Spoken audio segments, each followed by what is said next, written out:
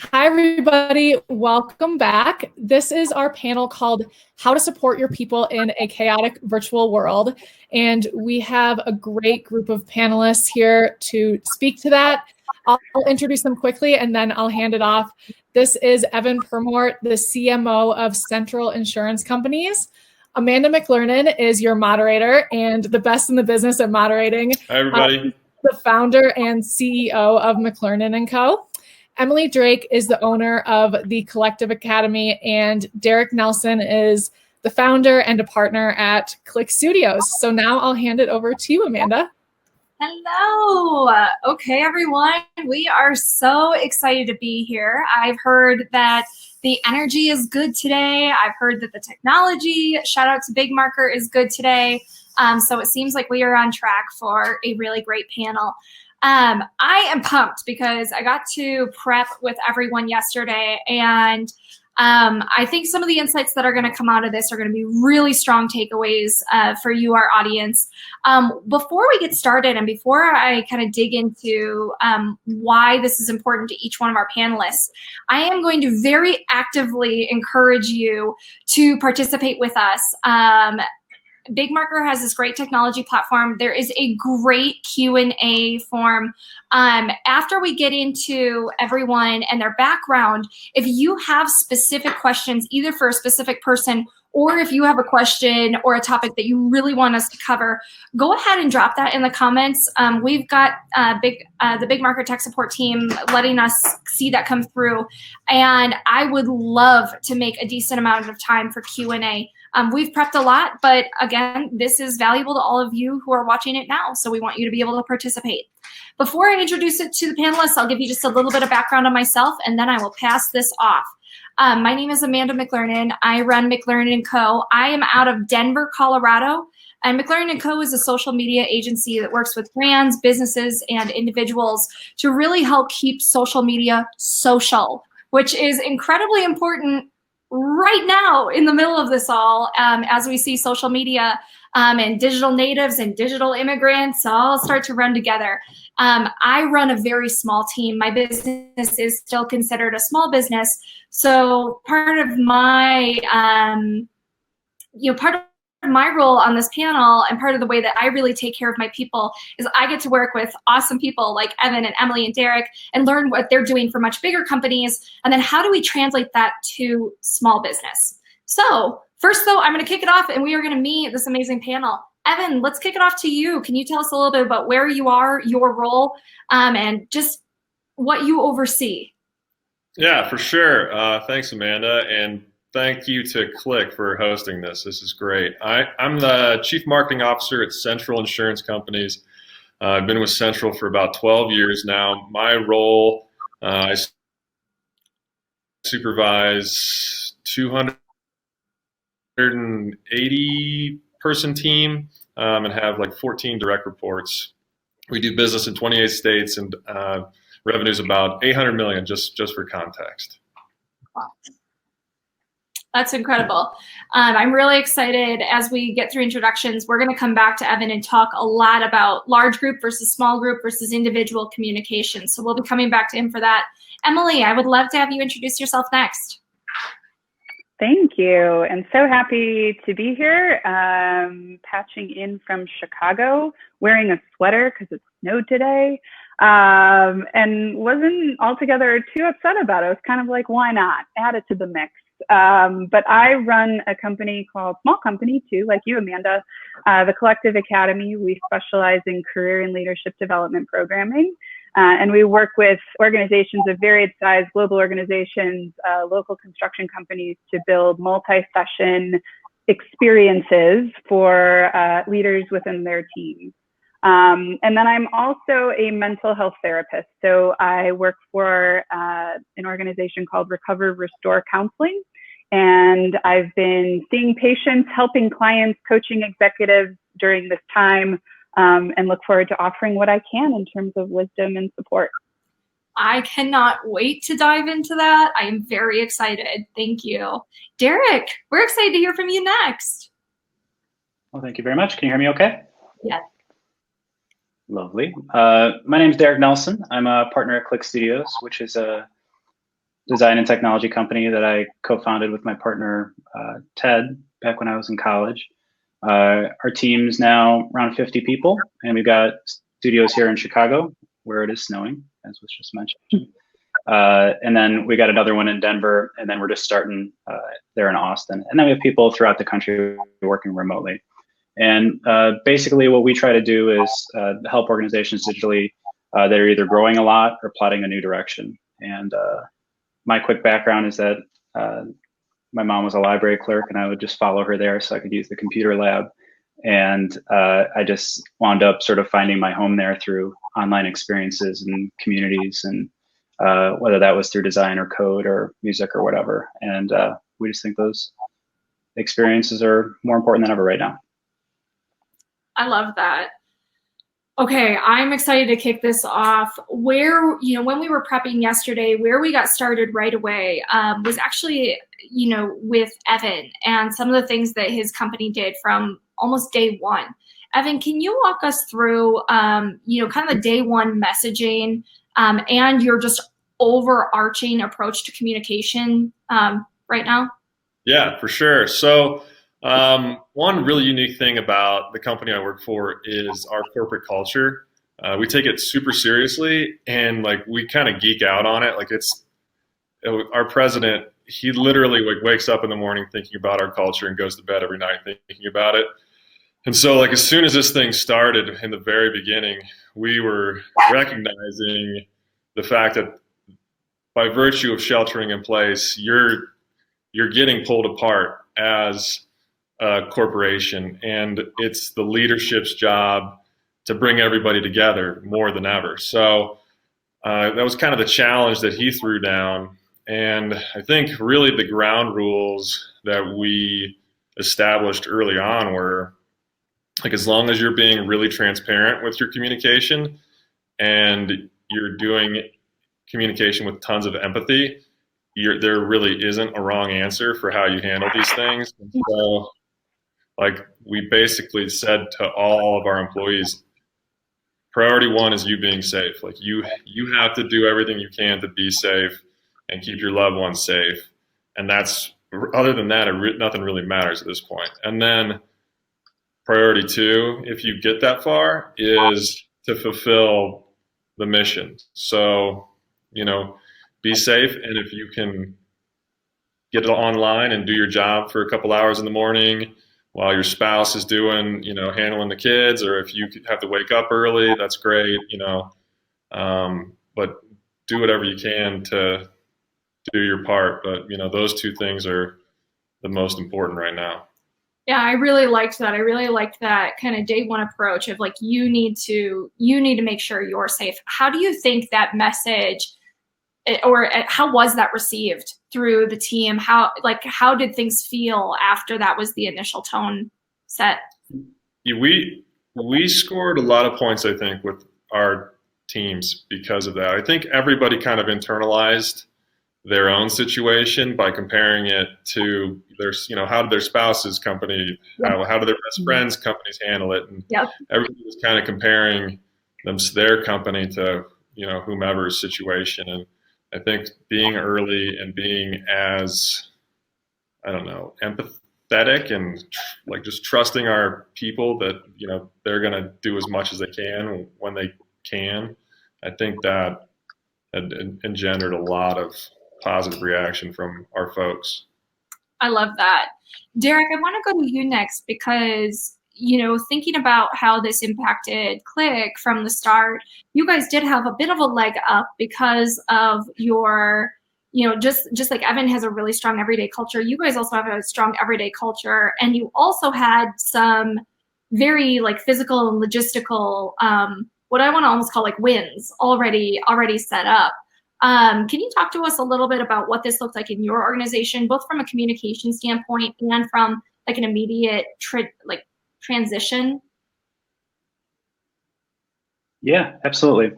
So our approach from day one, similar to what Evan was mentioning, was just communicate even while it might have felt early. So just trying to communicate as early as possible and really just trying to prioritize safety and security first. But to what you're mentioning, one of the things that we mentioned here internally is that supporting people and trusting them and having empathy for them, but then also recognizing that there can be limits to that. One of the things that we talk about that is not obeying the golden rule, meaning not just treating other people how you want to be treated, but trying to treat people how you would want to be, treating other people how they would want to be treated, and just trusting that they're an expert on that. So how we were set up as an organization is just recognizing that in something like this, not everybody's impacted the same way. Not everybody is adapting to remote work the same way. Everybody is dealing with this totally different. And it's about putting the decision to that person themselves and instead of trying to dictate that on an organizational level. And it turns out that people know how they work best. So what you're alluding to is that we've always had a distributed environment where we have small studios in a couple places in the country, and then we have a lot of remote work. And so technically it was pretty easy to transition, but a lot more has changed than just a new work from home policy, right? Smarter people than us have said this, but we are not just trying to work from home during a pandemic. We are not just trying to work from home right now. We're trying to work from home during a pandemic, and we should just try to be easy on each other and ourselves. Yeah, I love that. And I will be circling back, after we talk to Emily, I want to circle back on this topic, because I know while we have, 4 leaders here who absolutely believe in giving their team the authority to make those decisions and to do that, I also know a lot of even personal friends who have bosses who are not taking that approach. And I'd be interested in advice we have for managers who might be on this call who are struggling to let go of the reins, almost, if you will. So we'll circle back on that. But Emily, I am very excited. Tell us a little bit about your overarching approach. And yesterday we also got to very specifically talk about an approach that you have. And I wanted you to define that approach and give us a little bit of insight to it. Mm-hmm. Yeah, so I get the privilege of being on, X number of Zoom calls a day with a whole host of individuals who might be coming to me, and teams who might be coming to me for sort of triage at home. My husband's coping skill is different than mine. How do I adapt? How do we keep the peace? Certainly teams that are really coming to me and the organization to say, hey, we have this in-person gathering on the books. How do we do that now? How do you create community? And then executives who I'm coaching that are interested in, sort of how can I take care of myself? And I think there's really sort of this theme of creating time to process as you are rolling out new initiatives, rolling out communications, moving into action. There is a real danger right now, as weird as this sounds, in having not enough time to think. Whereas some of us are probably, if you're living alone in particular, and I sort of want to honor that audience as well, you probably feel like you have a lot of time to think. But time to think doesn't necessarily mean reading a book, listening to music, and kind of having other inputs. It really is an opportunity to process everything that's happening to you. And we need to have that time. And this is sort of my approach when people come to me in kind of the action mode and moving quickly, which we have to do. We have to react. That you also balance that with time to process. And that can look like daily reflections.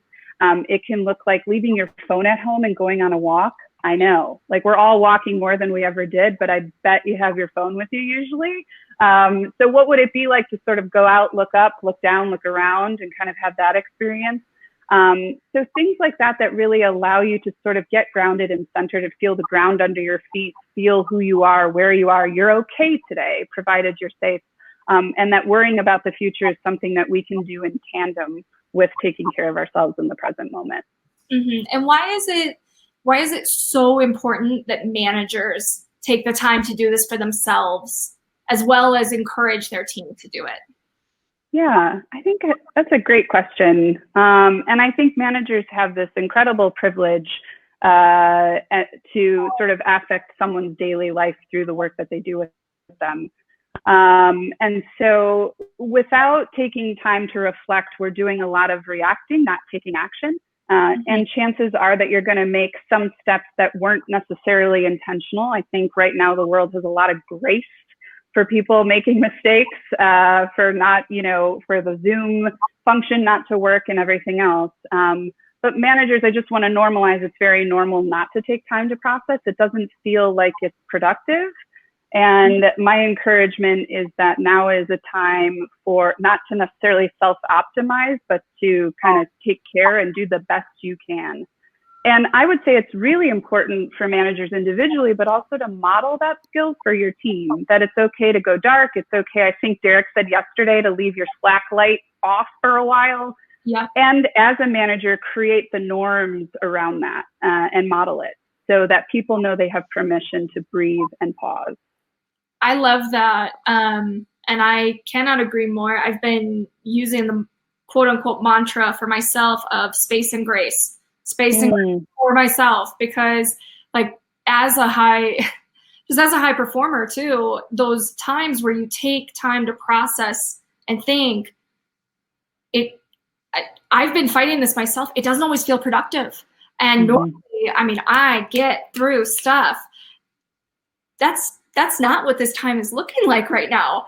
And I am even having to judge my own way of leading and managing on a totally different scale, because it's not about output at all right now, which is really helpful. So lightning round really fast, okay? Lightning round about, I want us to talk specifically to someone who is a manager of people, doesn't matter how many, but who is struggling to give their people the space they need. So this might be a manager who, and I straight up saw this, I have a friend who their operations manager wants to be CC'd on every email that's going on in the marketing team. And we're not talking external, we're talking like internal. And that is so wrong in so many reasons. But let's think about this type of manager who is really struggling to give their team space. What is our very quick lightning speed advice for that person? I'm going to start. Does anyone want to start? No? Okay, Emily, I choose you.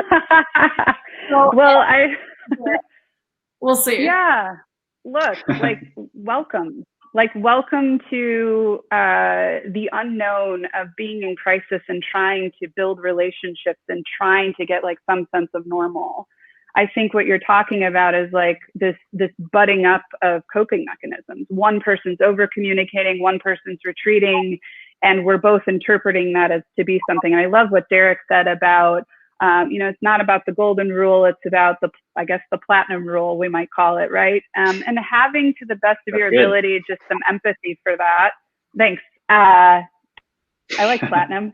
I like gold. Both are good. But I think, having some empathy for the shared experience of we don't know what we're doing. Nobody knows what we're doing. We're figuring it out as we go.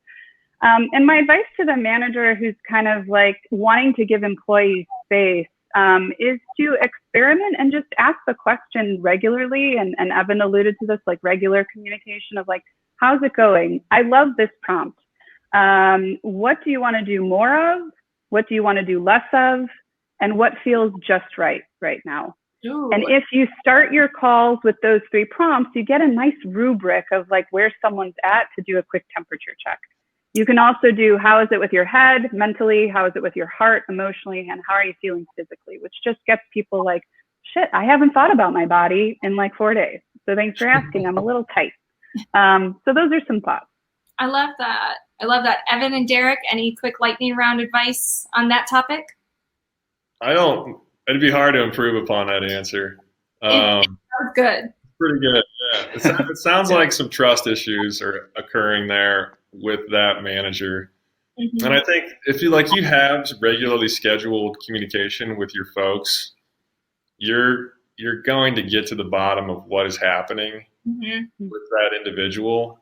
So I think that might be one way to preempt any trust issues where you have that standing appointment that you're going to talk. Yeah, I want to come back to you on the scheduled because that's something that you brought up yesterday when we were preparing for this, and I thought that was really smart. So let's make sure we touch on that when I talk to you about your individual and your group communication, because I love that. Derek, any other thoughts? And then we'll keep moving. Yeah, what I'd say, I've been through this as a manager. I go through it all the time, which is when you feel like you're drinking from a fire hose and you're having to run around trying to correct a bunch of different things, that's not the fault of the people working through it. It's on you. It's your responsibility. And that's because it's not your job to manage the ins and outs of how every little specific thing is done in an organization. It's to start way earlier than that and say, why are we doing this in the first place? What are we trying to get out of it? What is our mission with this thing? Whatever it is. And then if you do a good job of centering the conversation, then miraculously a lot of those issues that you're catching down the line, which are really just byproducts of there not being agreement at the beginning, those kind of things miraculously can go away. So I think it's about trying to get out early with the communication, have conversation and dialogue at the outset of what we're trying to do here and what are some of the guiding principles. And then after that, it's the Hemingway quote about the best way to find out if you can trust somebody is to trust them, and starting there. Yep. I love that. And I think that also kind of ties into something that we've been experiencing in even our small business. We've been a very virtual team for a while. We've been a very remote team. You know, we've worked online our whole existence of our business. But even during this time, we've had a few communication challenges or just process challenges. But instead of getting frustrated at the process challenges, we also, we're a team of all women. So if this sounds a little silly, like maybe it's because we're all feelers, but we're so grateful that our process is breaking, because what a great time to be able to fix it and make it even better. So rather than getting really like, oh my God, why is this not working? It's like, yes, we broke it, let's fix it. And it's at least for our team, like it's a healthy way to look at that. Mm-hmm. Evan, I want to go back up to you because I'm really interested, because you lead a lot of people, and you directly lead a team of about 14, but then they have a lot of people underneath there. Can you talk to us very specifically about your scheduled communication, about your communication with those 14, and then also how you are advising they then communicate with their people from there? Yeah, so we also have one individual internally that's kind of in charge of like all of the crisis communication, because it unfolded so fast at the beginning. Like, I mean, the information like every day was new, and so we had one individual voice that was literally just doing like updates on our policies as they happen. So that came from one person, and it occurred at any interval that was necessary to just be transparent about what was happening. And so that was really good to have all that occurring from just one single person. And then that allowed, the managers to take that information and cascade it around the organization. From my perspective with my people, we established expectations that we need to live our culture right now and live our brand and not just talk about it. So the big thing was for everybody, like we have regional offices that have about 70 people a piece in them. And we talked to the people that run those offices, and we said, we expect everybody, all 70 people, to get a phone call from not just the top person in that office, but from all of the top managers in that office, and just say, hey, what's up? How you doing? How you feeling? How's your fam? That kind of thing. And then my communication has been, I've been shooting these Soapbox videos. Soapbox is like a video software provider where I'll get on and record a video of, just kind of a inspirational or a motivational type thing, or like an update on the business. And I'll do that about once every 10 days, 7 to 10 days. So it's not too much. That's cool. They get a feel for, they get a touch that, okay, this is what's going on in his world. Email that out, or do you IM that out, or how's that distribution look? Yeah, we just email it out. That's great. I love that. That's a very social way to communicate internally with your team. I'm obsessed with that. I would have to assume the feedback is positive on that. Yeah, really surprisingly, honestly, like I didn't think it was that big of a deal. Yeah. And like the first one I sent out, like it was basically just kind of like a heartfelt thing on we have like these marketing priorities. Like we want to grow certain products and want to grow certain states and that sort of thing. And it's kind of saying like, look, we wanted to do that before this started. Now we want you to be safe.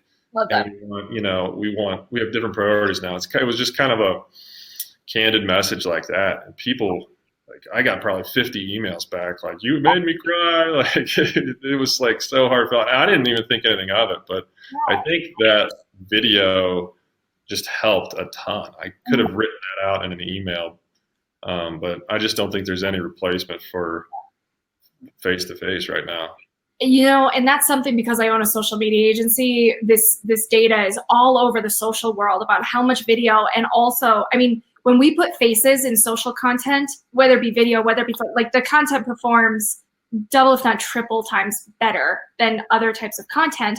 And I think that sometimes, even me forget like your internal audience, if you will. I use that word, it's your people, your team. That type of content can work extremely well and really touch them.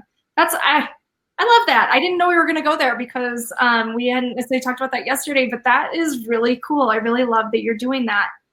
I want to go down to Derek next because Derek, speaking of communicating with your people and the culture, I think you guys have done such a phenomenal job.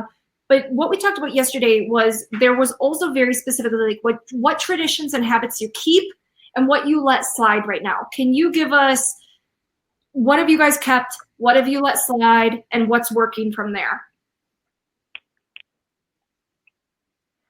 Yeah. So we have a bunch of traditions. So one of them is what we call a kickstart, where we all get together for 10 or 15 minutes at Monday morning and we talk about the week and we celebrate small wins and we just generally get together, enjoy each other's company. So we've picked those up, and some of the key to communicating just in general is to be an open possible and to try to over communicate, also be thoughtful in terms of feel like getting text from. We have a thing called First Fridays where we celebrate all the launches. We celebrate every single entries together. We do shout outs. So we have a little app that Carly, our senior engineer, built, which are basically just anonymous to each other and people stepping up and kind of living our values. And then a lot of other things. We've done UX workshops. There's been movie nights. There's been group lunches every day.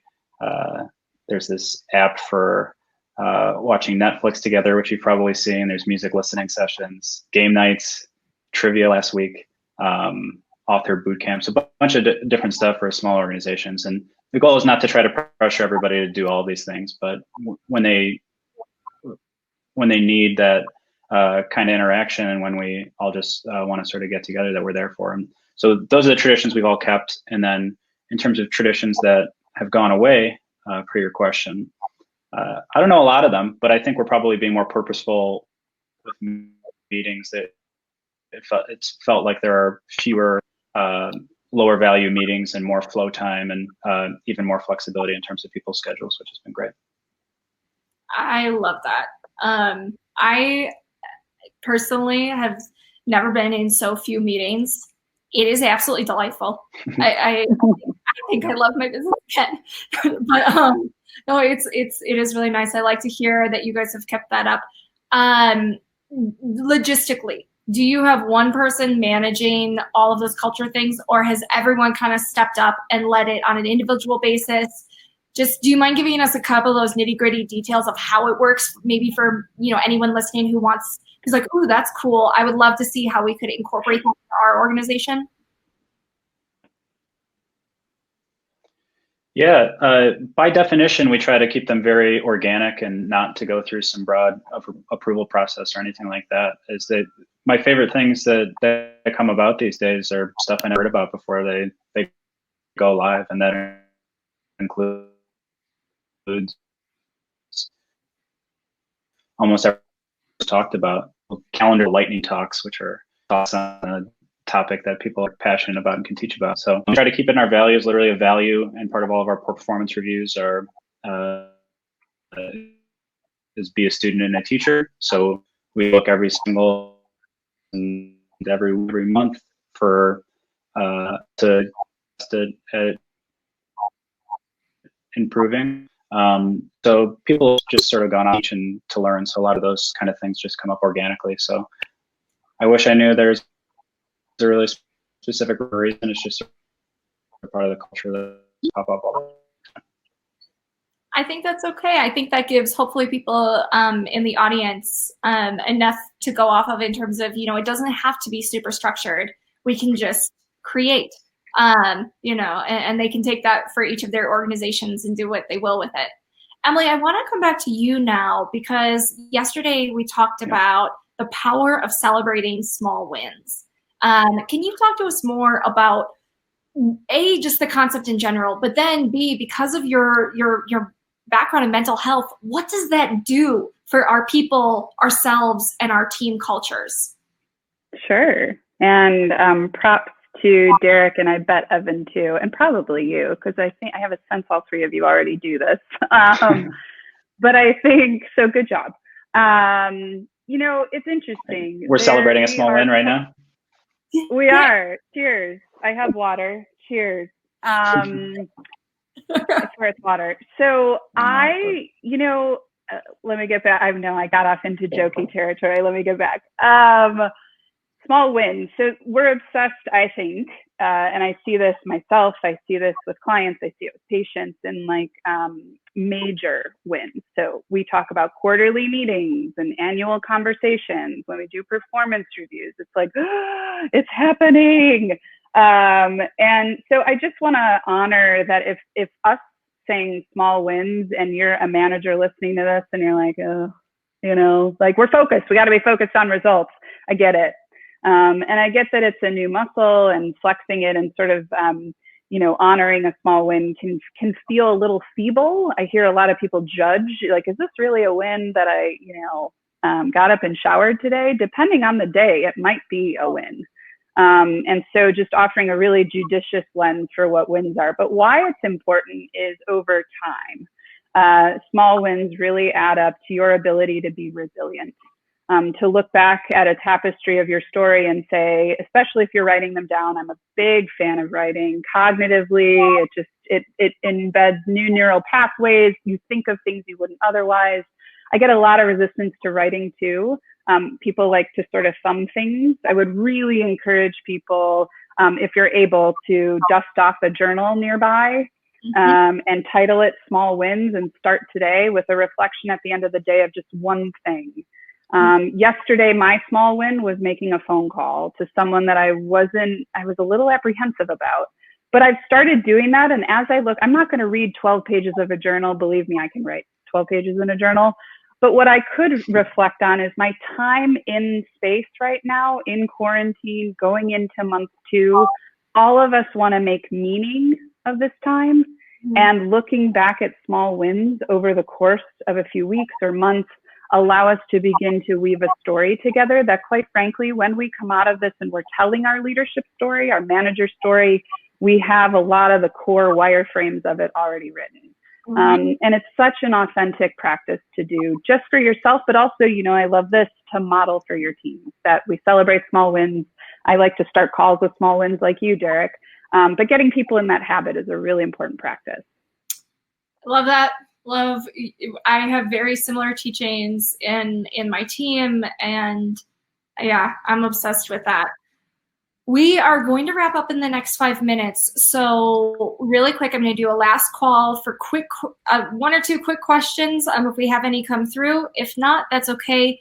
One of the things that we talked about yesterday was, yes, we need very open and empathetic and transparent communication, but we all agreed that we do need some specific communication. So I'm going to go first, but then we're going to go through a round of what have we done in our organization to communicate very specifically with either expectations or something going on to our team. For me, I very specifically sat my team on a Zoom and said, I don't care. We can do this in my business because also I'm the owner, okay? But I don't care about PTO right now. I don't care about sick time. I want you to do what is right for you. I don't care if you need to go for an hour walk and it's 10 a.m. Like if you cannot work, like if you are not in that mental place, go do something, come back when you're there and you're ready. My only ask, and it's not just mine, it's all of ours, communicate with your team. Don't leave us hanging. Please communicate with me. And then we as a team still need to meet the deadlines that we have right now, that we've committed to. We can't miss those. And we need to keep projects overall moving. So if we're doing those things, that's kind of the baseline. But I did say, I specifically gave them the authority and the permission to take the space that they needed. And that was my specific communication. Derek, you've had a couple of other really good pieces. Let's go to you next. Yeah, I mean, overall, I guess the analogy would be just individual sprinter. We're trying to communicate as much as we can, but like I mentioned, we're trying to do it in thoughtful moments, so it's sort of chunked together. It's not come together all the time. We don't want to add to anybody's stress or anxiety, but I think kind of, some of that anxiety can come from fear of the unknown. So the extent that employers can help give a little really specific clarity, like you're mentioning, they should, and the more specifics, the better. So I think it's say we trust you, and like you mentioned, it's another thing to say we don't expect your slack light to be green, and you should take breaks, and you should go on a walk, and you should do what's right for you. And it's one thing to say we have X and Y policy now, and it's another to say that we hope and expect that you'll use it if and when the time comes. It's that sense of, all right, I can actually do this. It's not just rules or policies, it's norms as well. And it's one thing to kind of talk high level about the business, but it's better to provide specifics about what's actually happening, because where the opportunities are, where the struggles are, so that people can jump in as they want. So in general, it's just, I think businesses owe this to their teams to just be as upfront as possible with everything, good or bad. And people shouldn't feel that burden to shoulder it on their own. But I think that sense of knowing the specifics and not just the what are becoming now cliches, I think that the specifics are really helping. I love that. Evan, we'll go to you next. I think you guys both answered that question just incredibly well. For me, specifically, it's really just setting up that expectation that you need to be safe first, and loved ones need to be safe, but also, the tornadoes and hurricanes and fires and floods don't care about a pandemic, and bad stuff is still going to happen to our customers. Mm-hmm. And we need to be there to fulfill the promise. So people really rallied around that, and I think they understood that. I love that. Emily, any specifics? And then we do have a question in, so I will take 2 minutes to hit that one as well. No, I'll defer. Those are both great. So let's answer a question. Awesome. So the question is, how can we be respectful of the transition that will need to take place? Oh, this is a good one. This is a great question. That will need to take place for everyone once we are able to return to a somewhat more normal workplace situation. This is good. I'm very curious if anyone has thoughts on this one. Yeah, we were actually talking about that today. Is like, now that we've got people working from home in positions that we didn't traditionally have them, and we're finding out that it works fine. Yeah. So now can you even say, like, it's time to come back to the office?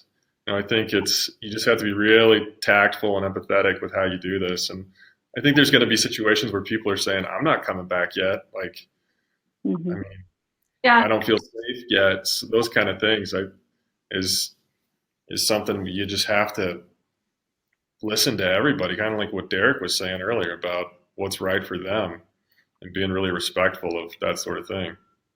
Just try to balance out getting the job done and keeping people happy the best you can. I love that. And I have to say, I'm so thrilled that we are in this place, that we are having these conversations, because, even just a couple years ago, I think there were a lot of companies who had these amazing cultures, and when I say a few years ago, like maybe now 10 years ago, it was only the startups who had those mindsets and had that. But we're seeing that now really go through like the really deepest parts of our country. And like, what a phenomenal blessing out of the shitstorm that is right now. But I love that, Evan, and I love that you're saying that, and I love that, there is going to need to be respect, because there are going to be people who are not ready, who don't want to come back yet for their safety, and it'll be very interesting for managers to navigate those conversations. Emily or Derek, do you have any suggestions for leaders, managers, as they start to navigate these types of conversations? My instinct, and it's pretty simple, because I think Evan's perspective and Derek, I welcome. From my perspective, my intuition and inclination is just to say, go slow. Go slow. We are not returning to normal. Mm-hmm. We're returning to a whole new world. So go slow. And if you think about onboarding, right? And you think about your process for that, think of it a little like that. You're sort of onboarding people into a new job, and go slow. That's a really good way for people to think about it. Mm-hmm. Derek, I'm writing that down. Yeah, I'm going to write that down too. We are all onboarding for new roles. We are. That's smart. Derek, any other thoughts?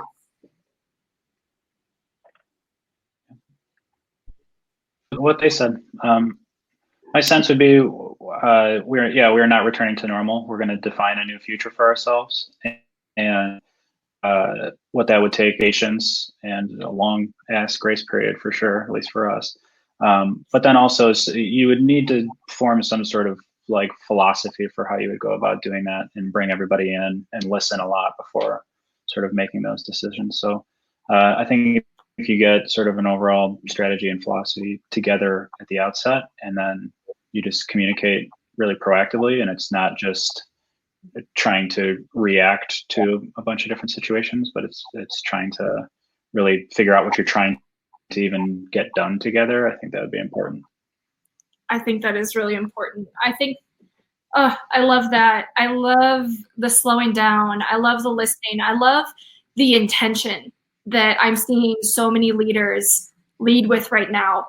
And, as much as this is an absolute nightmare, I personally do have to say, I am so grateful for all of the strong leaders that I am seeing, truly across the nation right now. And because I spend a lot of time on social media, we get to see a lot of it. And there is something very, very beautiful going on within the business community right now, as much of a disaster as it also is. I'm trying not to be overly positive, but I'm very, very glad that leaders can come together and see that.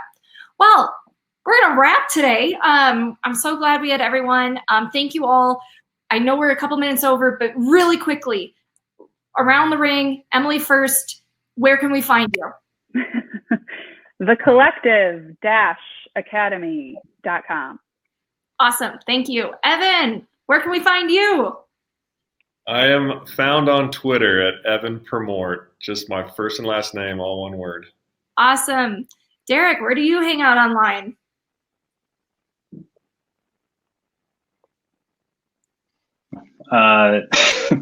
Go to cliquestudios.com, and then hit me up on LinkedIn, so you don't have to cycle through any weird music or political stuff. And I'm Amanda. You can find me on Instagram and with Amanda McLernon. Okay, everyone. Thank you